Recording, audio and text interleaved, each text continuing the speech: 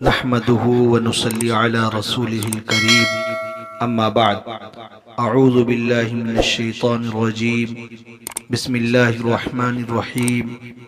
وما ارسلناک الا رحمتا للعالمین۔ محترم حضرات، عزیزوں اور بزرگوں، اللہ رب العزت والجلال نے اس آیت مقدسہ کے اندر ارشاد فرمایا کہ ہم نے محمد رسول اللہ صلی اللہ علیہ وسلم کو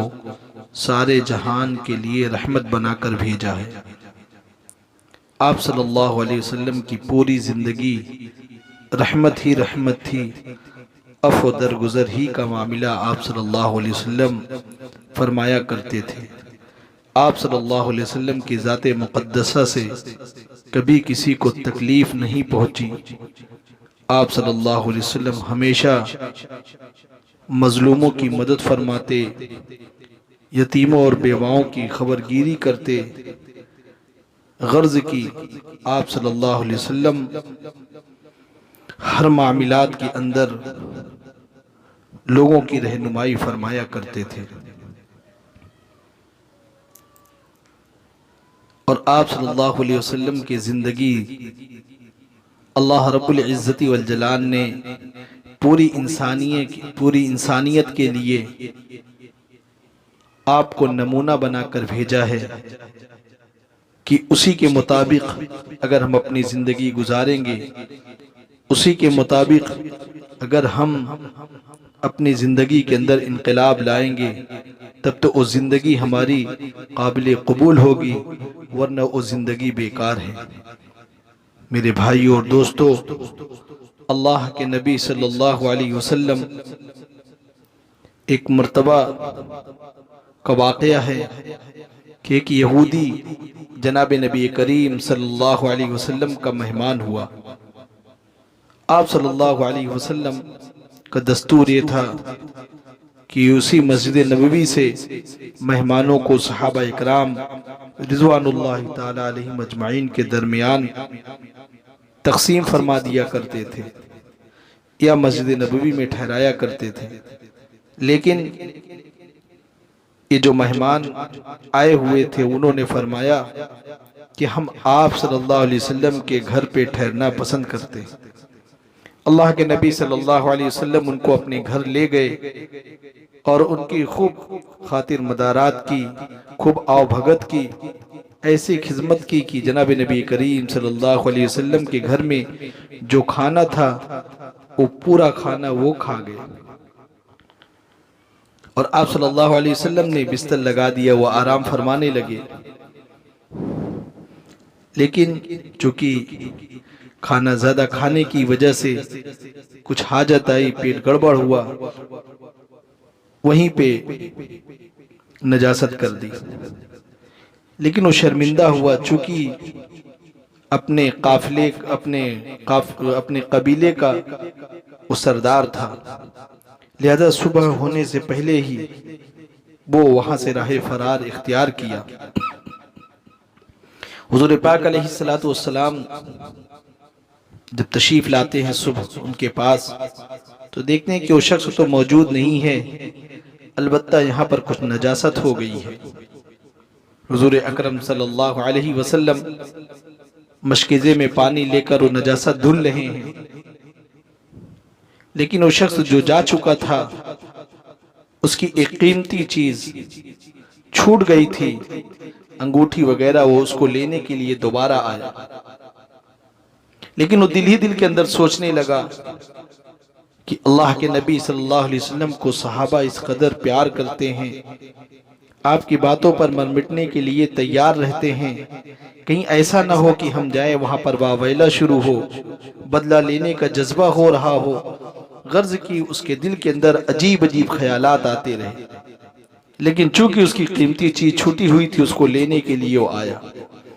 وہ شخص جب آیا تو دیکھا کہ جناب محمد عربی صلی اللہ علیہ وسلم مشکیزے کے اندر اس مشکیزے سے پانی نکال رہے ہیں، اس کو دھلائی کر رہے ہیں۔ یہ شخص دیکھا تو اللہ کے نبی صلی اللہ علیہ وسلم نے مسکرا کر فرمایا کہ بھائی اب تو طبیعت ٹھیک ہے اور طبیعت خراب ہونے کی وجہ سے ایسا ہو گیا، کوئی بات نہیں ہے۔ تو وہ شخص کہنے لگا کہ اللہ کے نبی صلی اللہ علیہ وسلم، دراصل بات یہ ہے کہ میں خوب موٹا تازہ ہوں اور عقل کا بھی موٹا ہوں، اس وجہ سے ایسا ہو گیا۔ بس وہ یہ کہہ کے چلا گیا۔ جانے کے بعد وہ اپنی قوم میں جاتا ہے اور ایک ایک گھرانے میں جا کر دستک دیتا ہے اور آقا صلی اللہ علیہ وسلم کے اس پیار محبت بھری باتوں کو لوگوں کے درمیان بتاتا ہے اور کہتا ہے کہ لوگوں چلو، مدینے کے اندر ایک ایسا شخص آیا ہوا ہے جو رحمت للعالمین ہی رحمت للعالمین ہے، جس کی ادائیں پیاری ہیں، جس کی مسکراہٹ میں مٹھاس بھری ہوئی ہے، جس کے دیکھنے میں رحمت بھری ہوئی ہے۔ آؤ ہم چلتے ہیں ایسے نبی کے پاس جو صبر و تحمل کا پہاڑ بنا ہوا ہے، جس کے اخلاق اعلیٰ قسم کے ہیں۔ وہ تمام تقریباً 500 لوگوں کو لے کر آتا ہے اور آنے کے بعد وہ تمام کے تمام لوگ حضور پاک علیہ السلام کے سامنے سب ایمان قبول کرتے ہیں اور کلمہ شہادت پڑھتے ہیں اور اسلام کے اندر داخل ہو جاتے ہیں۔ میرے بھائیو دوستو، یہ آپ صلی اللہ علیہ وسلم کا معمول تھا، یہ آپ صلی اللہ علیہ وسلم کا طریقہ تھا کہ دوسروں کو معاف کر دینا اور دوسروں سے بدلہ نہ لینا، دوسروں کو ذلیل نہ کرنا، دوسروں کو رسوا نہ کرنا۔ آج ہم انہی جناب نبی کریم صلی اللہ علیہ وسلم کو اپنے آپ کو متبع کہنے والے ہیں، آپ صلی اللہ علیہ وسلم کو ماننے والے ہیں، لیکن اگر ہماری زندگی دیکھی جائے تو بالکل اس کے برخلاف ہے۔ آج ہم اپنی ماں کے پاخانے نہیں دھل سکتے، اپنے باپ کے نہیں کر سکتے، لیکن میرے بھائیوں دوستوں، وجہ یہ ہے کہ ہم نے سیرت رسول کو اپنی زندگی کے اندر داخل نہیں کیا۔ صرف ہم نے چند رسومات کو ادا کرنے کے بعد ہمیں سمجھتے ہیں کہ ہم حضور پاک علیہ السلام کے متبع ہیں۔ نہیں میرے بھائیوں دوستو، بلکہ حضور پاک علیہ السلام کی پوری زندگی اپنے اندر داخل کرنی ہوگی۔ ایک مختصر سا واقعہ اور سناتے ہیں۔ اللہ کے نبی صلی اللہ علیہ وسلم کے سامنے اپنے قبیلے کا ایک سردار آتا ہے اور آنے کے بعد کہتا ہے کہ اللہ کے نبی صلی اللہ علیہ وسلم، ہم اسلام کے اندر داخل ہونا چاہتے ہیں، لیکن ہماری کچھ عادتیں ہیں اور اس عادت کو اور کچھ گناہ ہے، اس گناہ کو ہم چھوڑ نہیں سکتے، لیکن اسلام قبول کرنا چاہتے ہیں۔ آقا صلی اللہ علیہ وسلم نے فرمایا کہ بتاؤ کیا گناہ ہے؟ شرماتے ہوئے اس نے بتایا کہ اللہ کے نبی صلی اللہ علیہ وسلم، پہلی بات ہے کہ میں جھوٹ بولتا ہوں، دوسری بات یہ ہے کہ میں چوری کرتا ہوں، اور تیسری بات یہ ہے کہ میں بدکاری کرتا ہوں۔ آپ صلی اللہ علیہ وسلم نے فرمایا کہ کوئی بات نہیں ہے، آؤ ہم ایک بات پر معاہدہ کر لیتے ہیں، ان میں کچھ میں ایک پہ ہم راضی ہو جائیں اور توبہ کر لیں، ایک بات کا عہد کر لیں، باقی تم دو اپنے جس طریقے سے کرتے ہو کرتے رہیں۔ اللہ کے نبی صلی اللہ علیہ وسلم نے ان کو فرمایا کہ دیکھو ایک کام کرو، جھوٹ مت بولنا، باقی دو کام کرتے رہنا۔ اللہ کے نبی صلی اللہ علیہ وسلم نے اپنے نور معرفت سے اس کی قلب کو پاک فرما دیا، اور آپ صلی اللہ علیہ وسلم کے دست مبارک پر ہاتھ رکھ کر اس نے جو بیعت کی اور جو کلمہ شہادت پڑھ کر جو نکلتا ہے، ابھی مسجد نبوی سے کچھ دور ہی پر ہے، وہ شخص کیا دیکھتا ہے؟ ایک قیمتی چیز پڑی ہوئی ہے، وہ قیمتی چیز کی طرف قدم بڑھانا چاہتا ہے، لیکن فوراً سوچتا ہے کہ ابھی تم وعدہ کر کے آئے ہو کہ جھوٹ نہیں بولیں گے،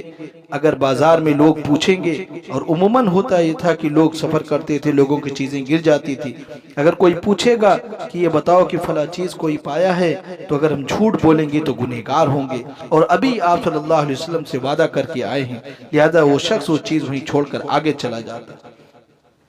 پھر جب رات آتی ہے، رات آنے کے بعد جس عورت سے اس کا غلط رشتہ قائم ہو چکا تھا، تعلق قائم ہو چکا تھا، یہ اس کے پاس جاتا ہے۔ وہ عورت اس کو دیکھتے ہی کہتی ہے کہ اچھا، تم اسلام قبول کرنے کے بعد تم اس غلط کام کی طرف آئے ہوئے ہو اور تم مسلمان ہو گئے ہو۔ مسلمان غلط کام نہیں کیا کرتے۔ بس یہ شخص واپس آتا ہے، آنے کے بعد جناب مسجد نبوی کے اندر دیکھتا ہے کہ تمام صحابہ کرام بیٹھے ہوئے ہیں، اور ایک کونے میں بیٹھ کر جناب نبی نبی کریم صلی اللہ علیہ وسلم کے انور مبارک کو دیکھتا ہے، مسکراتا رہتا ہے۔ اللہ کے نبی صلی اللہ علیہ وسلم محب گفتگو ہے صحابہ سے۔ حضرت صدیق اکبر رضی اللہ تعالیٰ اس کے پاس چل کر آتے ہیں اور پوچھتے ہیں کہ شخص تو اتنا کیوں خوش ہو رہا ہے، تو اتنا کیوں مسکرا رہا ہے؟ وہ شخص بتاتا ہے یہ جو شخص بیٹھا ہوا ہے یہ اللہ نبی صلی اللہ علیہ وسلم کے جو یہ پیغمبر ہیں، یہ بہت عظیم پیغمبر ہیں، ایک بات پہ انہوں نے مجھ سے معاہدہ لیا،